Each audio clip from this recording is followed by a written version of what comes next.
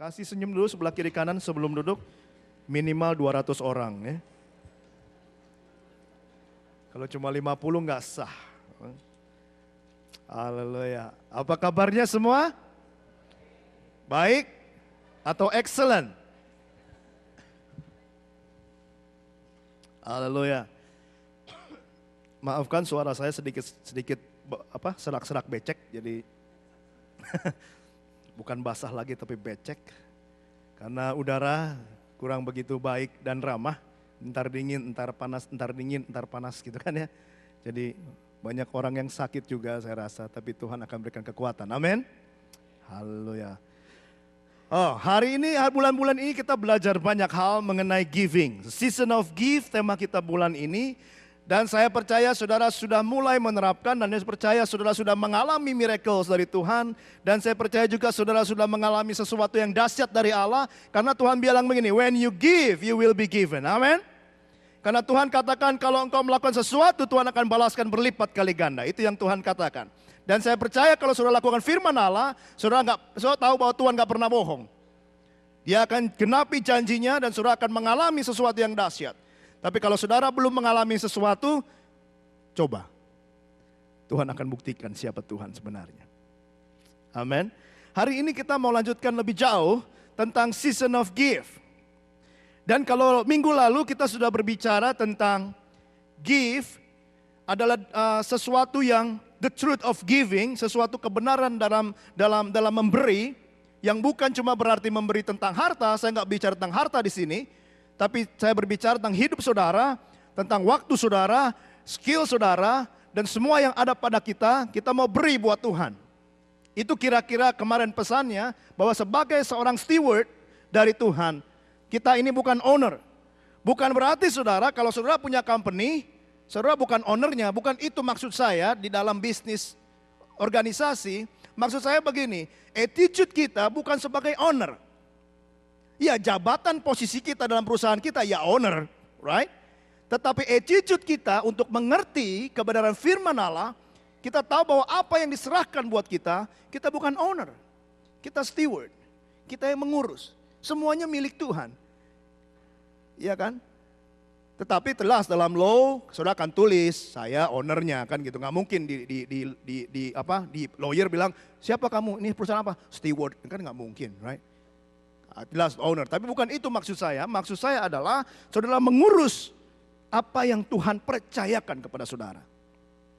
Nah, hari ini kita akan lanjutkan saudara. Kalau kita sudah mengerti bahwa kita di steward dan maka itu kita perlu mengambil langkah-langkah konkret. Apa sebenarnya yang harus kita lakukan kalau kita steward? Kalau kita ini adalah seorang yang dipercayakan sesuatu oleh Allah. Karena itu judul khotbah saya hari ini adalah dur. Nggak nyala. Nah itu. Giving not a doctrine. Saya lagi ya. Giving it is not a doctrine. Nggak ada yang namanya doktrin soal memberi. Nggak pernah ada doktrin about giving. Yang ada doktrin about salvation, doktrin about angel, doktrin about Holy Spirit, doktrin about yang lainnya, tapi doktrin tentang giving nggak ada. Jadi doktrin itu sebenarnya bukan, memberi giving itu is not a doctrine. Tapi giving, lihat baik, adalah boom. Wah, magicnya masih pagi sih. Way of life. Giving adalah way of life. Jalan hidup kita. Bagaimana cara hidup kita dalam kehidupan ini. Ini saya lihatin dari sini ya, orang-orang dari sini ke sini. Semuanya mukanya masih ada kayak kebayang bantal begitu.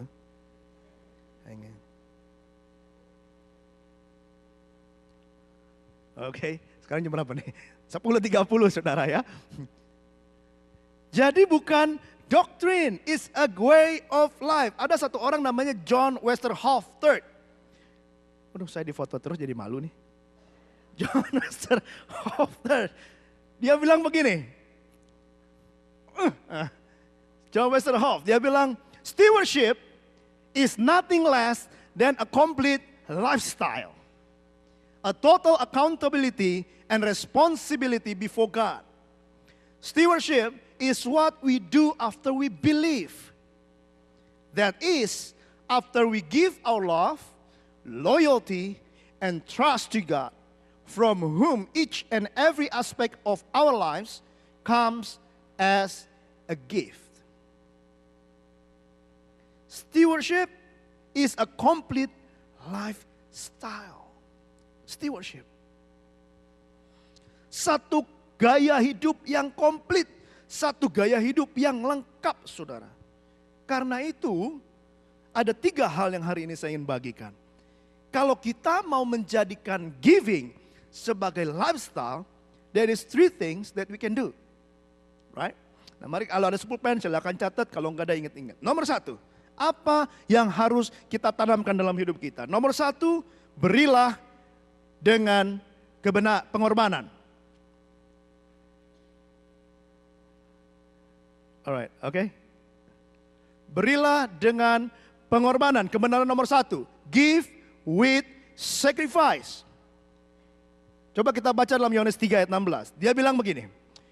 Karena begitu besar kasih Allah akan dunia ini, sehingga ia telah mengaruniakan anaknya yang tunggal, supaya setiap orang yang percaya kepadanya tidak binasa, melainkan beroleh hidup yang kekal. Dalam bahasa Inggris dikatakan,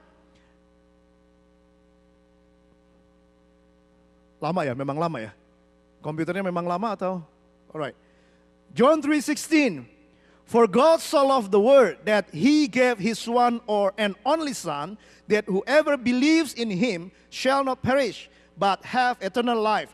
Kata gave di situ, itu memberikan arti yang besar. Saudara ingat minggu lalu saya katakan bahwa give in the Bible dalam ayat ini artinya Allah mempersembahkan sesuatu. Persembahan dengan pengorbanan. Jadi saudara yang kekasih, kalau kita memberi, mau hidup saudara, mau waktu saudara, mau keahlian saudara, kalau memberi hanya ya saya sekedar memberi tanpa mengorbankan sesuatu, itu bukan memberi. Dalam Markus 6 ayat 37, coba kita buka sama-sama. Markus 6 ayat 37 dikatakan begini. Tetapi jawabnya, ini cerita ini waktu ingat 5 roti 2 ikan. Murid-muridnya bersama dengan Yesus, dia ada di pinggir danau. Kemudian orang-orang banyak datang, ada 5.000 laki-laki. Dan kemudian 5.000 laki-laki ini kelaparan bersama istri dan anak-anaknya. Lalu Yesus bilang, wah ini kelihatannya orang-orang lapar semua. Mungkin udah jam 12 siang. Ada satu kata yang luar biasa yang Yesus katakan kepada murid-muridnya. Dia bilang begini, tetapi jawabnya, kamu harus memberi mereka makan. Kata mereka kepadanya, jadi haruskah kami membeli roti seharga 200 dinar untuk memberi mereka makan? 200 dinar itu mahal. Bayangkan sekarang kalau saudara membeli kira-kira $2.000 untuk kasih makan 5.000 orang. Dulu. Right? Bayangkan 200 dinar mereka harus keluarkan katanya. Tapi kata yang ingin saya tunjukkan buat saudara adalah kata yang di atas. Kamu harus. Kadang kita kelewat kata ini saudara. Yesus memandang muridnya, dia katakan, ini orang lapar, kamu harus. Kamu harus membeli makan. Kata harus di situ, itu menggunakan kata yang disebut akusatif. Artinya sebuah kata yang membuat sesuatu itu perintah. Sesuatu itu menjadi satu keharusan, kewajiban seseorang. Jadi kata harus itu betul-betul artinya harus, mesti, kudu. Apalagi bahasa Jawanya apa? Hah? Mesti, kudu, harus, mas. Pada bahasa Belanda, Chinese apa Chinese? Hah? Nggak ngerti soalnya saya. Harus, bukan cuman kalau bisa. Yesus bilang harus. Lalu Yohanes 6 ayat 9 bilang begini, cerita yang sama. Di sini ada seorang anak yang mempunyai 5 roti jelai dan 2 ikan. Tetapi apakah artinya untuk orang sebanyak itu? Dengar baik saudara. Anak itu mungkin dengar Yesus mau datang dan mau sembuhkan banyak orang. Anak itu mungkin dari jauh-jauh hari dia udah persiapkan, oh ada KKR nih sama Tuhan Yesus. Revival meeting di pinggir danau, Galilea Ministry.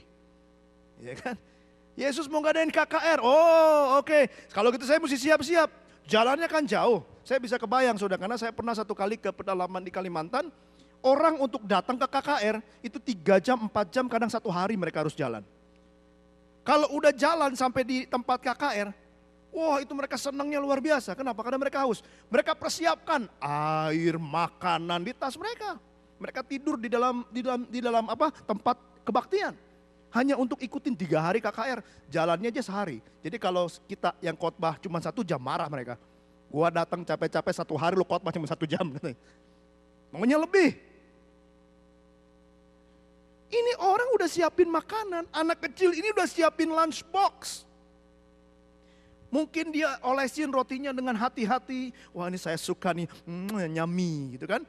Dia siapin rotinya, dia siapin iklannya, dimasak sama mamahnya pakai bikin gulai ikan, ya gulai kepala kakap. Wah dia masukin pakai ini, wah kasih sambal terasi, wah, ya emping jengkol, semua masuk. Udah siapin semua, dia bawa, wah gue makan enak nanti siang sambil dengerin Yesus cerita, saya makan lunch. Buat dia, lunch itu adalah sesuatu yang akan mempengaruhi hidup dia pada hari itu. Kalau dia nggak makan, dia bisa sakit mah. Dokter jauh. Wah dia bawa lunchboxnya, dia masuk, dia duduk, dia dengerin Yesus. Tiba-tiba muridnya datang keliling, kan disuruh harus.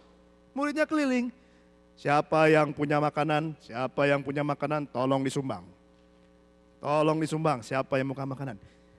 Saya pikir anak kecil itu waktu itu kan, wah mana nih? Saya punya makanan. Kalau bohong dosa. Kalau saya nggak bohong, this is the only lunch I have. Terus mungkin dia sumputin di belakang, dia mikir, wah dia bergumul, dia menangis, dia berpuasa.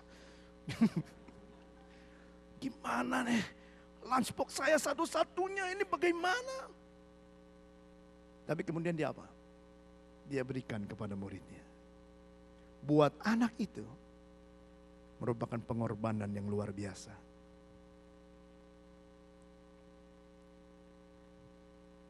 Buat anak itu bukan sesuatu yang kecil, tapi sesuatu yang besar. Buat anak itu memberi lunchbox itu sebagai pengorbanan yang besar. Karena itu saudara, giving di dalam Bible itu bukan giving yang biasa, tapi giving yang berkorban. Giving yang memberikan sesuatu keluar dari hati yang mau berkorban. Giving itu bukan sama dengan membuang barang. Kalau saudara punya waktu, waktu sisa, saya kasih buat Tuhan. Saya kasih buat gereja, saya kasih buat encouragement teman. Enggak, itu bukan pengorbanan. Itu memberikan hanya sisa waktu. Kalau kita misalnya mau memberikan uang kita, ada receh nggak ya? Bukan berarti receh nggak boleh, boleh saja. Tapi kalau memberi dengan attitude yang sisa, itu bukan yang Alkitab katakan. Saya ingat satu kali, ini hanya joke saja. Satu kali, uang $20 ketemu dengan uang $1. Lalu dia ketemu, dia ngobrol. Weh, gimana? Apa kabar? Lama kita nggak jumpa. Oh iya kata uang, iya nih. Kamu kemana aja? Terus yang $20 bilang gini, oh saya jalan-jalan, saya ke Singapura, saya ke Eropa, saya ke London, ke mall-mall, ke shopping center. Oh saya jalan-jalan, keliling-keliling di tempat-tempat mewah, ada restoran. Lalu dia tanya, kalau kamu kemana? Biasa, kayak biasa, di mana? Di gereja. Bukan berarti uang kecil nggak boleh saudara. Saya nggak bilang persembahan sedikit tidak boleh. saya nggak bilang persembahan $1 tidak berarti di mata Tuhan, bukan. Tetapi kalau kita memberikan itu dengan attitude sisa, yang problem bukan jumlah uangnya. Yang problem bagaimana kita memberi. Memberi yang Yesus mau adalah memberi dengan pengorbanan. Pemberi yang Yesus ajarkan sesuai dengan Yohanes 3 ayat 16, memberi dengan mengorbankan sesuatu buat Tuhan. Mengorbankan sesuatu buat sesama kita. Ada seorang yang perlu, kita perlu memberi bantuan. Ada seorang yang sedih, kita luangkan waktu untuk memberi penghiburan. Ada orang yang sakit, kita luangkan waktu untuk memberi pertolongan. Itu memberi, saudara. Dalam 1 Timotius 6 ayat 18, dikatakan begini. Beringatkanlah agar mereka itu berbuat baik, menjadi kaya dalam kebajikan, suka memberi dan membagi. Jadi, memberi yang berkorban adalah memberi yang membagi sesuatu dengan seorang yang lain. Memberi waktu kita, memberi keahlian kita, memberi uang kita, memberi segala sesuatu yang kita bisa buat orang lain. Memberi penghiburan kita, memberi pertolongan kita. Itu yang Tuhan mau. Jadi memberi dengan pengorbanan yang Allah katakan adalah bersifat membagi sesuatu kepada orang lain. Karena itu saudara, kebenaran nomor 1 ini betul-betul luar biasa. Mungkin kita mudah membagi dengan suami istri kan. Sampai tua kita bagi bagian makanan. Ingat dulu waktu pacaran saudara yang udah bersuami, sepiring berdua, semangkok berdua. Waduh. Pakai apa? Tisu disobek jadi 2. Sepatu seorang sebelah. Semua berdua, jalan-jalan di pasar berdua. Wah, senang, gandengan tangan berdua. Kalau udah kawin, nah mikir sendiri deh ya. Tisu nih gua punya. Lo beli saudara. Jatuh, mata lu di mana? Ada satu kali seorang kakek nenek. Dia lagi makan di food court. Wah, rame food courtnya, dia makan kakek nenek. Terus dia beli, wah mungkin saking cintanya. Dia beli satu kue saudara. Kue kecil. Let's say apa tuh namanya yang itu? Hah? Pokcop, bukan lain. Ini kue apa? Muffin. Muffin dia beli muffin. Wow, dia taruh di meja. Tempat duduknya lingkaran. Wah, dia duduk hadap-hadapan, udah tua. Kira-kira senior, umur kira-kira 70-80an menjelang 100. Jadi dia lingkaran, dia hadap-hadapan. Wah, dia pandang-pandangan sambil senyum. Sayang, iya. Makan kuenya yang Waduh, dia senangnya. Terus sebelahnya ada orang ternyata masih muda. Dia liatin, dia kakeknya berdua, kok beli roti, beli rotinya cuma 1. Terus dia bilang, duh bagaimana nih? Terus samperin, nek, kok nenek kakek berdua, kenapa rotinya 1? Oh enggak tuh, saya cuma mau berbagi. Oh iya. Terus dia diam aja, dilihatin dia. Jam pertama neneknya makan, pelan sekali. Ini yang muda gak sabar saudara. Ini lama amat si kakek diem aja, katanya mau bagi tapi kok dia diem aja. Ngeliatin kayak neneknya, senyum-senyum. Enak Wah, gak sabar didatengin. Kayak kesian lihat kakek ngeliatin neneknya makan aja. Saya beliin yang satu lagi. Enggak usah, ini cukup. Ya udah deh, duduk lagi dia. Dilihatin masih. Belum makan juga si kakek, masih ngeliatin terus. Terus gak lama, udah separuh kan, selesai. Neneknya selesai makan. Dia lap mulut, si kakeknya ngeliatin. Si yang muda ini, nih udah selesai gak dimakan. Disamperin kayak bener nih kayak kali ini kayak. Kakek kakek berdua, ini 1, tinggal separuh gak dimakan juga. Saya beliin ya. Enggak, tunggu aja. Dia diemin lagi, masih ngelap mulut, neneknya 1. Ditungguin. Nah kakeknya udah begini. Waduh, ini anak muda udah dah hilang kesabarannya. Dia samperin kakek, sekarang saya beliin deh. Kakek mau ngomong apa? Saya beliin. Tunggu. Kenapa sih? Kenapa kakek gak makan? Enggak, kuenya berbagi, gigi palsunya juga sama-sama. Jadi gak cuma kue berbagi gigi palsu gantian. Pantesan nunggu dari tadi. Gak makan-makan. Ya sampai tua kita mesti berbagi saudara, bukan gigi palsu. Kita berbagi satu sama lain. Kita saling mengerti satu dengan yang lain. Dengan sama jemaat kita lihat siapa yang kekurangan, siapa yang sakit, siapa butuh penghiburan. Kita bagi sama-sama mereka. Bukan gigi palsu gantian kakek sama nenek. tapi bagaimana perhatian kita dengan jemaat, perhatian kita dengan sesama teman kita. Kita kasih sesuatu yang bisa membangkitkan iman mereka. Amin. Yang kedua, kebenaran pertama, berilah dengan pengorbanan. Kebenaran kedua, yang kedua, berilah tanpa batas. Give without limitation. Apa maksudnya nih? Coba lihat Lukas 6 ayat 30 dan 36. Dikatakan begini, berilah kepada siapa? Setiap orang yang meminta kepadamu.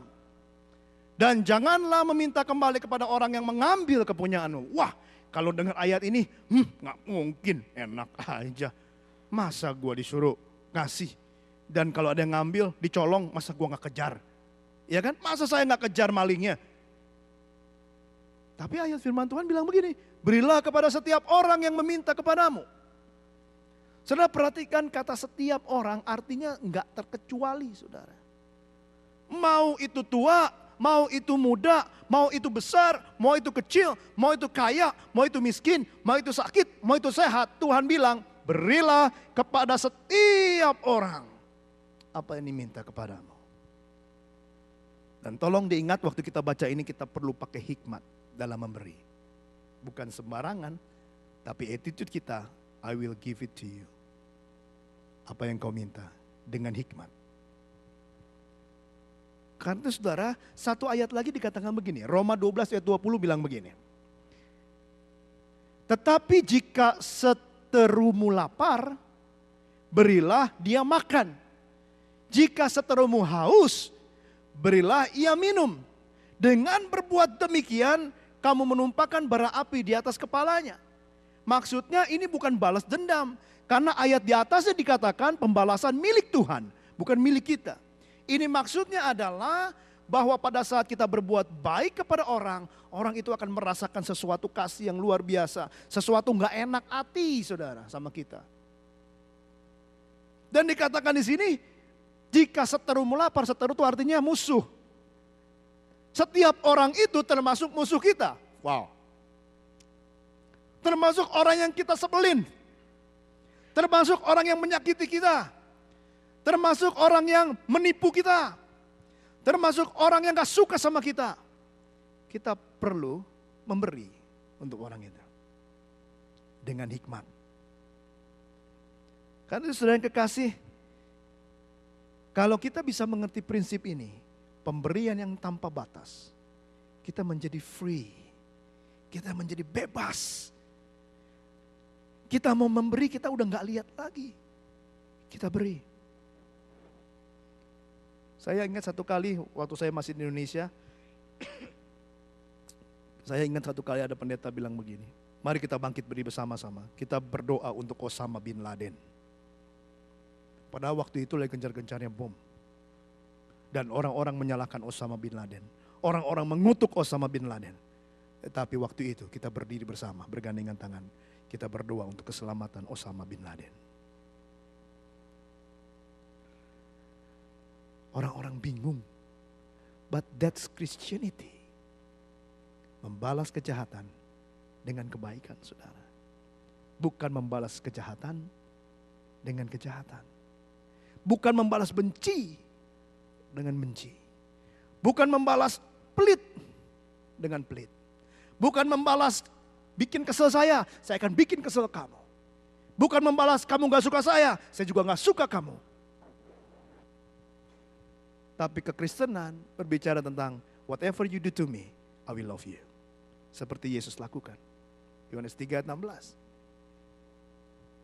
Saudara yang kekasih, firman ini kalau kita sadari betul-betul, kita akan mendapatkan sesuatu yang luar biasa dari Tuhan. Yang ketiga, yang terakhir. Nomor satu tadi apa kebenarannya? Berilah dengan pengorbanan. Yang kedua, berilah dengan tanpa batas. Yang ketiga yang terakhir dikatakan begini. Bersikaplah seperti domba-domba Allah. Berilah sebagai domba Allah. Memberi dengan attitude sebagai domba Allah. Nah ini ada kebenaran firman Tuhan yang ingin saya sampaikan pada hari ini. Dalam Matius 25 ayat 31-36 bilang begini. Oh, belum. Nah, apabila anak manusia datang dalam kemuliaannya dan semua malaikat bersama-sama dengan dia, maka ia akan bersemayam di atas tahta kemuliaannya, lalu semua bangsa akan dikumpulkan di hadapannya. Dan ia akan memisahkan mereka seorang daripada seorang, sama seperti gembala memisahkan domba dari kambing. Dan ia akan menempatkan domba-domba di sebelah kanannya dan kambing-kambing di sebelah kirinya. Dan raja itu akan berkata kepada mereka yang di sebelah kanan, yaitu kepada dombanya ini. Dia bilang begini, mari hai kamu yang diberkati oleh Bapakku, terimalah kerajaan yang telah disediakan bagimu sejak dunia dijadikan. Sebab ketika aku lapar, kamu memberi aku makan. Ketika aku haus, kamu memberi aku minum. Ketika aku seorang asing, kamu memberi aku tumpangan. Ketika aku telanjang, kamu memberi aku pakaian. Ketika aku sakit, kamu melawat aku. Ketika aku dalam penjara, kau mengunjungi aku. Berapa kali kalimat memberi disebutkan? Waktu Yesus nanti di akhir zaman, saudara, dia akan memisahkan domba dengan kambing. Dia memisahkan antara domba dengan embek, dengan kambing. Dia pisahkan dua hal itu. Kenapa dia pisahkan? Kalau orang yang punya attitude sebagai domba, waktu orang lapar, kita kasih makan. Waktu orang haus, kita kasih minum. Waktu orang gak punya rumah, kita kasih tumpangan. Waktu orang sakit, kita besuk. Itu domba. Tuhan bilang begitu. Tapi kalau sudah baca kalimat selanjutnya tentang yang kambing, dia bilang begini, kalau aku lapar, engkau gak kasih aku makan. Kalau aku haus, engkau gak memberi aku minum. Waktu aku sakit, engkau gak melawat aku. Waktu aku kekurangan, engkau tak memberi aku apa-apa. Waktu aku kehujanan, engkau tak beri aku payung. Itu kambing. Tapi domba yang Tuhan bilang, dia punya attitude memberi. Memberi. Dan memberi. Kita perlu bersyukur dengan apa yang Tuhan beri juga buat kita, saudara. Amin. Saudara punya rumah, punya mobil, punya istri yang cantik, suami yang ganteng, anak yang lucu-lucu, anak yang baik, anak yang membantu. Kita bersyukur, saudara. Kita punya perusahaan, kita punya kesehatan, kita diberikan waktu 24 jam sehari, 7 hari seminggu. Dia berikan buat kita constantly. Dia kasih oksigen buat kita, constantly. Gak pernah berhenti.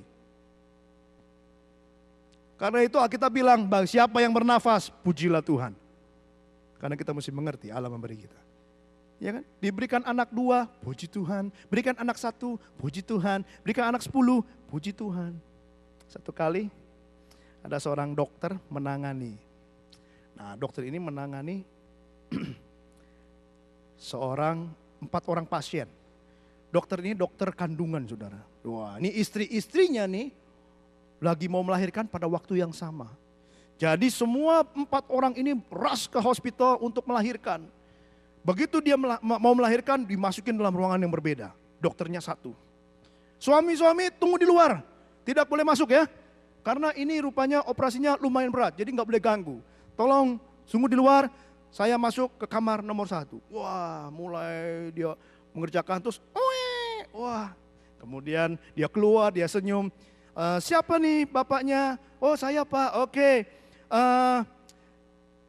Saudara senang loh hari ini? Iya. Kenapa Pak? Ini Pak, anak Bapak itu lahir kembar. Wah, senang suaminya. Loh Pak, kebetulan ya, saya bekerja di satu perusahaan namanya PT 2 Sekawan. Wah, anaknya kembar, pas. Aduh, senang dia. Udah, selamat ya Pak. Oh ya selamat. Terus masuk ke ruang kedua. Dia operasi, dia keluar. Wah, siapa di kamar nomor 2? Oh, saya Pak. Wah, bagaimana Pak? Wah, selamat ya Pak. Mendapat anak kembar 3. Wah, terus dia bilang, loh kok kebetulan lagi Pak? Saya bekerja di perusahaan 3 roda. Wah benar, wah luar biasa, puji Tuhan. Dia masuk kamar ketiga sekarang. Masuk kamar 3, dia kutak-kutik, dia keluar lagi. Siapa kamar nomor 3 suaminya? Oh saya Pak, Bapak diberkati Tuhan, kenapa? Tuhan beri anak kembar 7. Dia bilang, wah luar biasa. Kok bisa kebetulan Pak? Kenapa? Saya kerja di pabrik 7 Up. Anaknya 7. Wah luar biasa, senang. Begitu yang ketiga selesai, belum selesai. Suaminya grubrak, jatuh dia, pingsan. Wah dikipasin. Wah, kenapa nih kipasin nih? Terus dia bangun. Ditanya, Bapak kenapa? Aduh Pak, jangan operasi istri saya. Kenapa? Saya kerja di Auto 2000.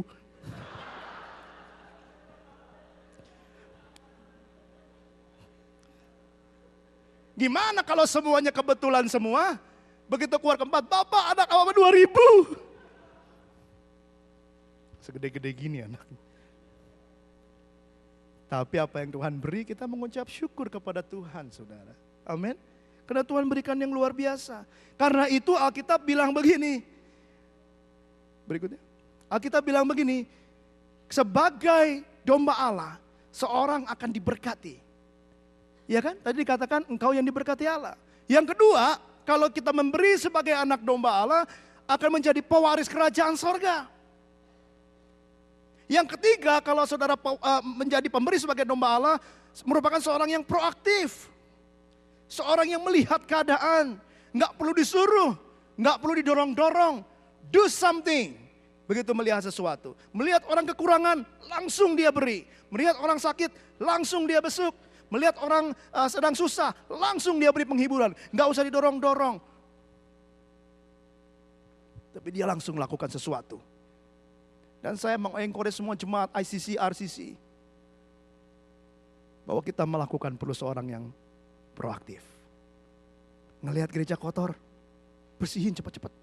Memberi pertolongan. Melihat sampah sedikit, angkat. Taruh tempat sampah. Jangan begini saudara, lihat sampah. Oh sampah, bye. Ngelihat sesuatu yang kurang rapi, rapikan. Itu namanya attitude seorang domba. Memberikan sesuatu. Ngelihat seorang lagi duduk di sudut, mungkin dia menangis. Datangi saudara. Hibur. Gak perlu disuruh. Seorang yang proaktif, yang terakhir. Seorang domba Allah adalah seorang yang membuat dampak sosial yang besar. Di mana dia ada, komunitas sekitarnya akan diberkati. Di mana dia ada, komunitas sekitarnya akan menjadi sesuatu yang prosper dalam kehidupan mereka. Karena kita ada di situ, karena domba Allah ada di situ. Karena itu saudara, sekali lagi saya mau katakan, memberi bukan a doctrine, is not a doctrine. It is a way of life. Is a complete lifestyle of Christian. Memberi adalah sebuah gaya hidup yang lengkap dari seorang Kristen. Kalau saudara mengerti hal ini saudara, maka saudara akan mengerti dalam Markus 10 ayat 45 sebagai penutup saya katakan ini.